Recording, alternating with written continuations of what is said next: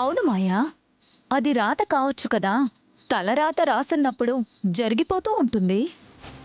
నువ్వేంటక్క అలా ఆలోచిస్తున్నావు? కొన్నిసార్లు ఇలాగే ఆలోచించాలి. మంచిగా ఆలోచించి మనం ఇంతకాలం చేసిందే ఉంది. అయినా ఇది కరెక్ట్ కాదక్క. మరీ అంత మంచితనం నటించకండి. ఏం జరుగుతుందో కామ్గా చూస్తూ ఉండండి.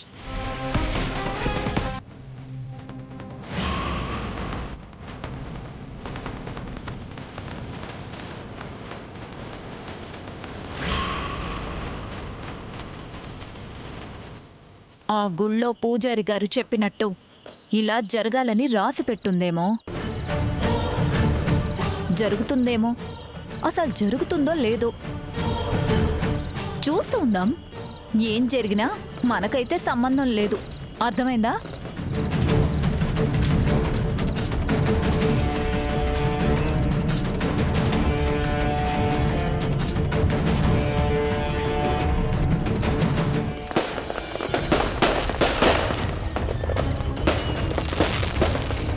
ఈ బాంబుల కంటే పెద్ద బాంబు ఏజీ దగ్గర మనం పేల్చబోతున్నాం.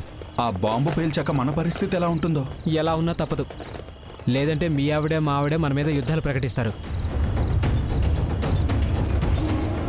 అది నిజమే. కానీ ఏజే దగ్గర మనం మాట్లాడడం కంటే వాళ్ళతోనే మాట్లాడిస్తే సరిపోతుంది అనిపిస్తుంది. ఆ అవకాశం వాళ్ళకి ఇచ్చామంటే ఇక రేపటి నుంచి ఇచ్చే విలువ కూడా ఇవ్వరు. వద్దొద్దులే, వాళ్ళతో ఎక్కడ మాట్లాడతాం. ఈ కార్యక్రమాలన్నీ అయిపోయాక మనమే అడుగుతాం. ఆ తర్వాత ఏం జరిగితే అదే జరుగుతుంది.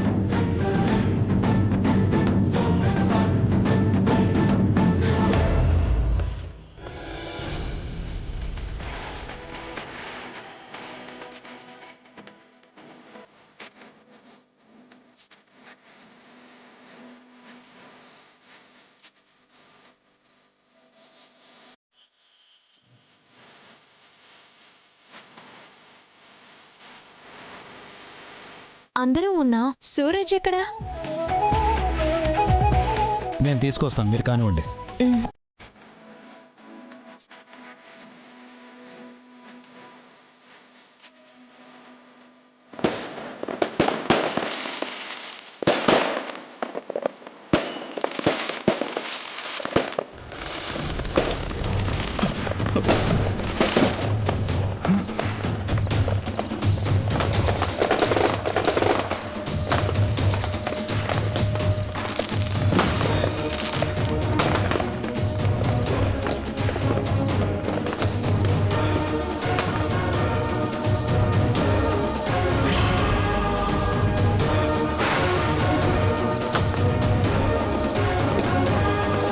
सूरज, सूरज, सूरज, పూజకు వెళ్దాం పద.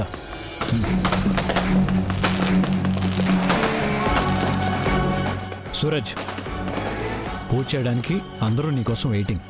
రా.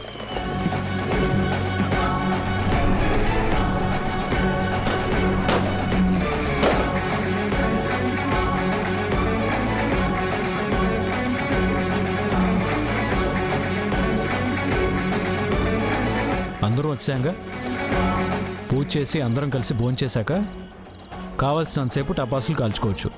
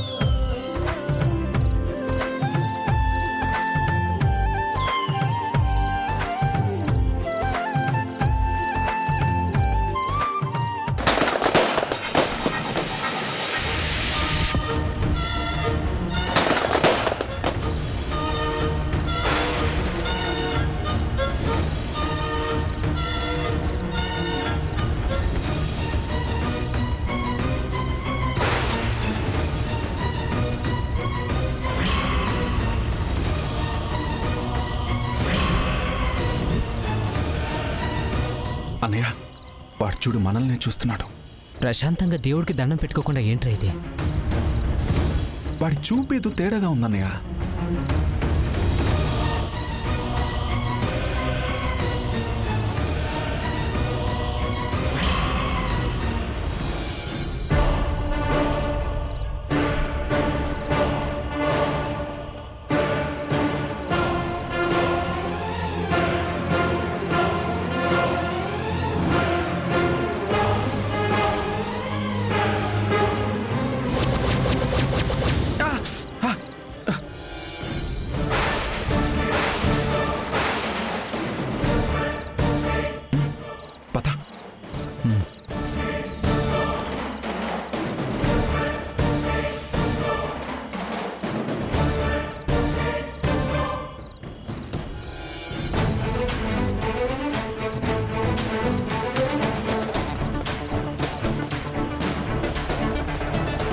ఆ సూరజ్ గాడి చూపు మారింది.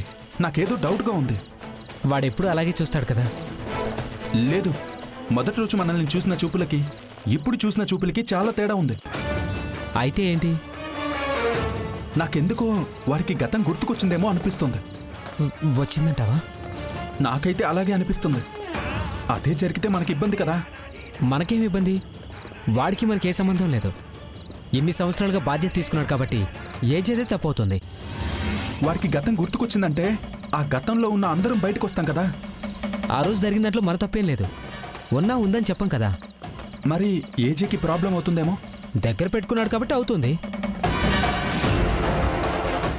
అలా అయితే మనకి ప్రాబ్లం ఉండదు కదా. ఉందా లేదా అని తెలిసేలోపు మన ఆస్తి మనం తీసుకుని వెళ్ళిపోతాంగా. అయితే వాడికి గతం గుర్తుకొచ్చిందంటే ఏజే బలికాక తప్పదంటావా? మెట్లెక్కేటప్పుడు దిగే వాళ్ళ గురించి ఆలోచించకూడదు. పద.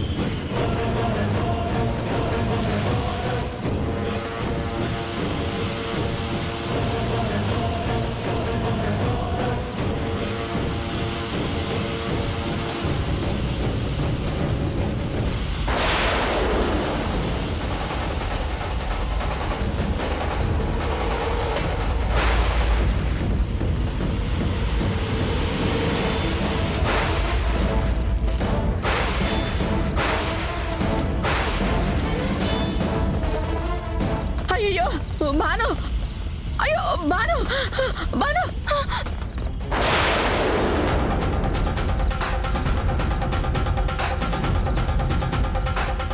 ఏజే తొందరగా రా ఏజే తొందరగా రా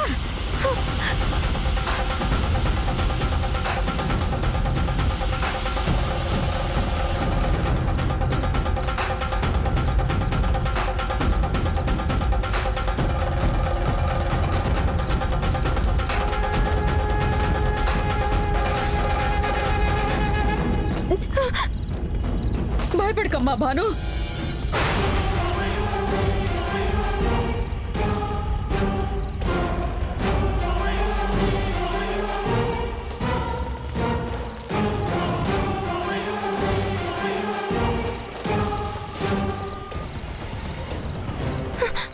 భాను భయపడకమ్మా ఆర్పేశాడు కదా భయపడకమ్మా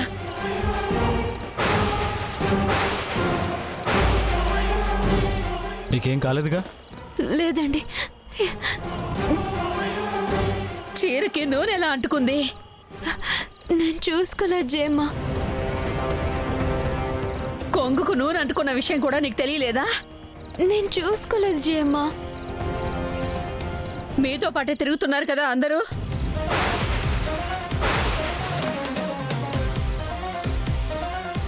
తన చీర కొంగుకు నూనె అంటుకున్న సంగతి మీకు కనిపించలేదా? ఇది మరీ బాగుంది. మా పనుల్లో మేమున్నాం, మమ్మల్ని ఏవైనా తనకి కాపలాగా పెట్టారా?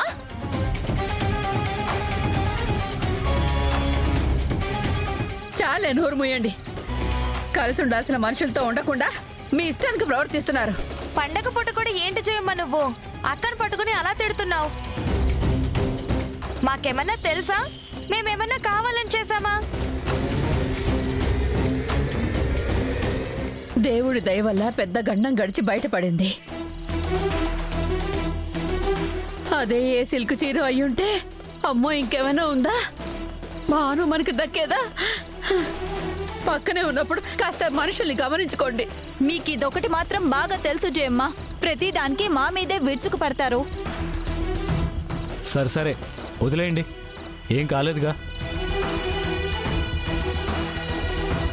బాను నీకేం కాలేదుగా? ఏం లేదులేండి. సరే టపాసులు కాల్చింది చాలు, వెళదాం పదండి. అవును సూరజ్ ఏడి? సూరజ్ ఇప్పటిదాకా ఇక్కడే ఉండాలి కదా.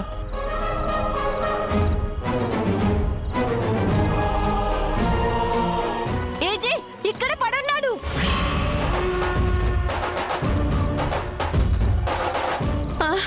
ఏమైంది సూరజ్? అయ్యో ఏ సూరజ్ సూరజ్ సూరజ్ సూరజ్ సూరజ్ సూరజ్ సూరజ్ సూరజ్ సూరజ్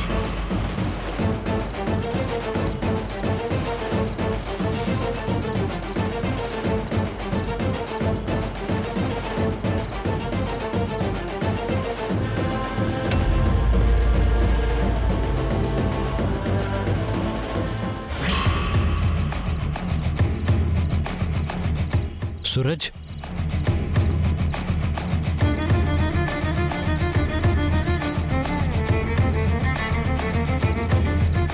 సూరజ్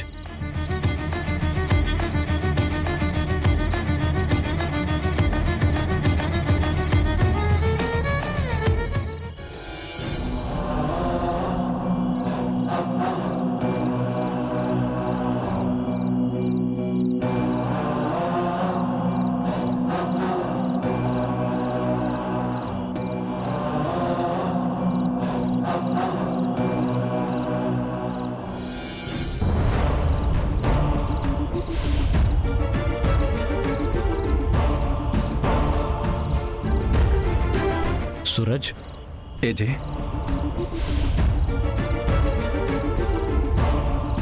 ఎలా ఉన్నారు అభినవ్ జాగర్లమూడి గారు?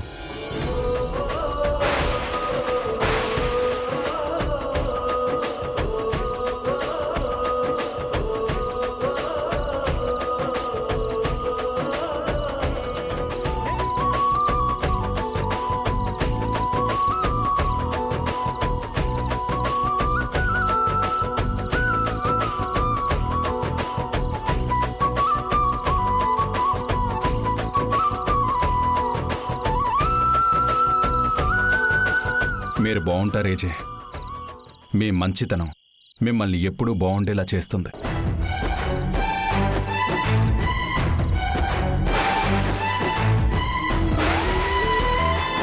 పది మందికి అన్నం పెట్టే చేతులు, నలుగురికి సాయం చేయాలి అన్న మంచి మనసు. మీరు బాగున్నారా అని అడగడం నాదే తప్పు.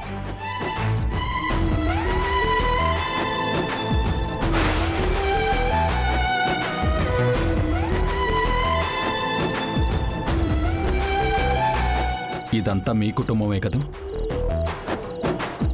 చాలా అదృష్టవంతులు ఏజే. ఇంత పెద్ద కుటుంబం ఉంది మీకు. నాకు మాత్రం ఎవ్వరూ లేరు.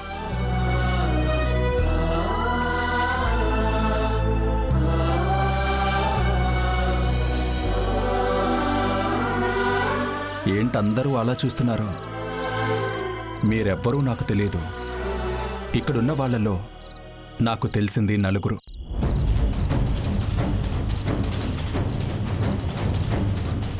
ఏజే, జయమ్మ,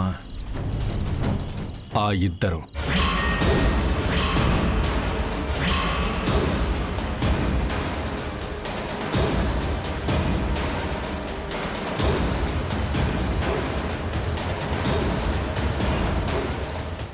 సూరజ్, నువ్వు మళ్ళీ మామూలు మనిషి కావడం నాకు చాలా ఆనందంగా ఉంది. ఈ దీపావళి నీ జీవితంలో వెలుగులు తెచ్చింది. ఇప్పటిదాకా చేసింది కాదు, ఇప్పుడు చేసుకోవాలి అసలైన పండగ. పద. ఎన్నాళ్ళు దాచిపెడతారు? నన్ను చెప్పనివ్వండి అభినవ్ జాగర్లమూడి గారు. నిజం ఏంటనేది వాళ్ళకి తెలియాలి కదా.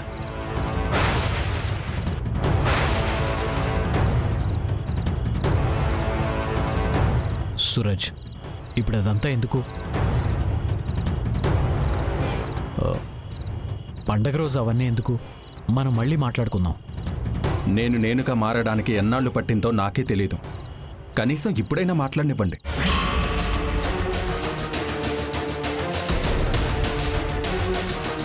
నేనిన్ని రోజులు ఎక్కడున్నాను, ఏం చేశాను, ఎలా ఉన్నాను, ఏమీ నాకే గుర్తులేవు. నాకు గుర్తుంది అంతా నా గతం, నేను పోగొట్టుకున్న జీవితం. దానికి కారణమైన వాళ్ళిద్దరూ.